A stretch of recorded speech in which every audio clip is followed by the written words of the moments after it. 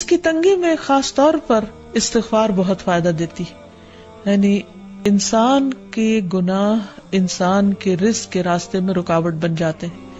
اور آخر میں یہ بات یاد رہے کہ انسان کے رزق میں اکثر اس کے اپنے گناہ رکاوٹ بن جاتے ہیں.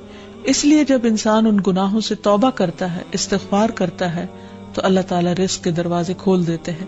جیسے اللہ تعالیٰ کا وعدہ ہے، قرآن مجید میں آتا ہے، نوح علیہ السلام نے اپنی قوم سے کہا کہ اپنے رب سے معافی مانگ لو، بلا شبہ وہ بڑا معاف کرنے والا ہے.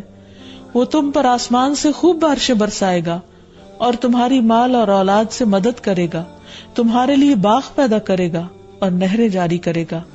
تو اس سے یہ پتہ چلتا ہے کہ دنیا میں جتنی بھی راحتیں اور رزق کی قسمیں ہیں، ان سب کی کنجی استغفار ہے. تو اس لیے انسان کثرت سے اپنے گناہوں پر توبہ کرتا رہے. حضرت حسن بصری کی مجلس میں ایک شخص آیا اور کہنے لگا کہ اس کے ہاں اولاد نہیں، تو انہوں نے اس کو استغفار کا حکم دیا. دوسرے شخص نے کہا کہ ان کے ہاں قحط سالی ہے، بارشیں نہیں ہو رہی، تو انہوں نے ان کو استغفار پڑھنے کے لیے کہا. تیسرا شخص آیا اور کہنے لگا کہ اس کے رزق میں مشکل ہے، تو انہوں نے اس کو بھی یہی نسخہ بتایا. تو ان کی مجلس میں سے ایک شخص نے کہا کہ آپ نے ہر مشکل میں مبتلا شخص کو ایک ہی بات بتائی، ایک ہی وظیفہ بتایا، اور وہ بخشش کی دعائیں کرنے کا.